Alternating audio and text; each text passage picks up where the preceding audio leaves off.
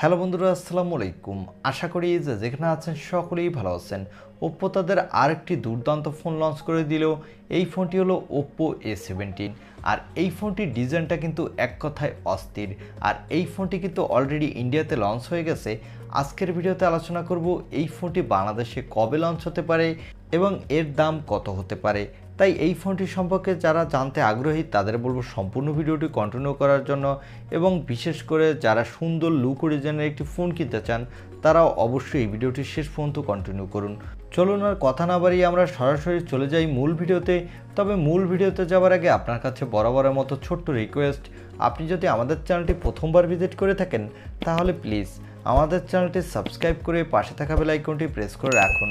আর already subscribe করে থাকলে thank you so much. প্রথমে আসা যাক এই ফোনটির লুক ও ডিজাইনে। এই ফোনটির ব্যাক প্যানেলটি লেদারের এবং এই ফোনটির বডি ফ্রেমটি প্লাস্টিকের, এবং এই ফোনটির ব্যাক সাইডে দেওয়া হচ্ছে ডুয়েল ক্যামেরা সেটআপ।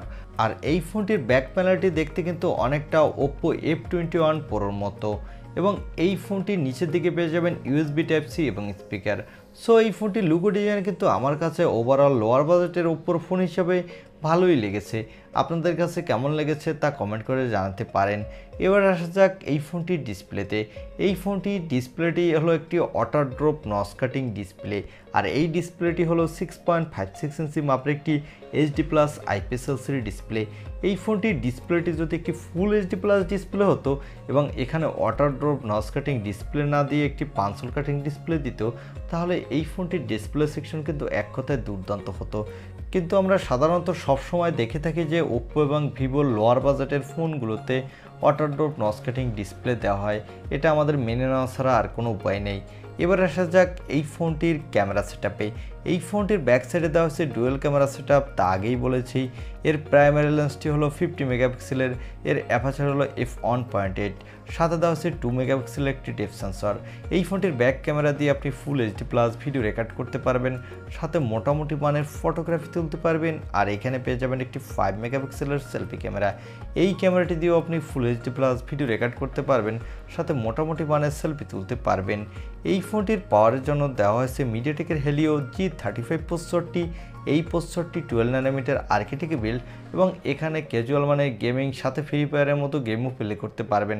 তবে কোনোভাবে হাই সেটিংসে প্লে করতে পারবেন না, সেক্ষেত্রে অনেকটা ল্যাগিং ইস্যু দেখা দিবে। আর এই ফোনটিতে আউট অফ দ্য বক্স পেয়ে যাবেন অ্যান্ড্রয়েড 12, এর ব্যাকহ্যান্ডে দেওয়া হচ্ছে অক্সিজেন 12.1। এই ফোনটিতে সিকিউরিটির জন্য পেয়ে যাবেন সাইড মাউন্টেড ফিঙ্গারপ্রিন্ট সেন্সর। আর এখানে ব্যাটারির জন্য দেওয়া হয়েছে 5000 mAh একটি ব্যাটারি, সাথে দেওয়া হয়েছে 10 ওয়াটের একটি ফাস্ট চার্জার। আর এই ফোনটির ভালো ব্যবহার হলো এখানে দেওয়া হয়েছে extra dedicated micro SD card slot, যার ফলে আপনি চাইলেই আপনার ইচ্ছামতো স্টোরেজ বাড়িয়ে নিতে পারবেন। এবং এই ফোনটিতে দেওয়া হয়েছে LPDDR4 র্যাম, সাথে দেওয়া হয়েছে UFS 2.1 স্টোরেজ। এবং এই ফোনটি শুধু একটি র্যাম ভেরিয়েন্টে মার্কেটে লঞ্চ হয়েছে 464 জিবি। আর এই ফোনটি দুইটি কালার ভেরিয়েন্টে মার্কেটে পাবেন, একটি হলো মিডনাইট ব্ল্যাক, অন্যটি হলো ল্যাকি ব্লু।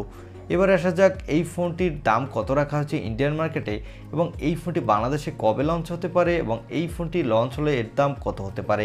এই ফোনটি যেহেতু একটি ভেরিয়েন্টে লঞ্চ হয়েছে তাই এর 464 জিবি ভেরিয়েন্টের দাম রাখা হয়েছে 14,499 রুপি।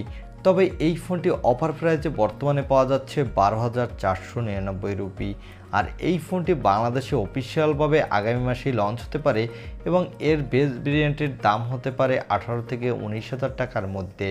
আমার মনে হয় যারা ভ্যালু ফর মানির জন্য একটি ফোন কিনতে চান তাদের এই ফোনটি কোনোভাবেই কেনা ঠিক হবে না। তবে যারা একটি সুন্দর লুক ও ডিজাইনকে বেশি প্রায়োরিটি দিয়ে থাকেন তারা চাইলে কিন্তু এই ফোনটি নিতে পারেন। এই ছিল ওপ্পো A70 এই ফোনটির ছোটোখাটো রিভিউ। আই হোপ ভিডিওটি আপনার ভালো লেগেছে।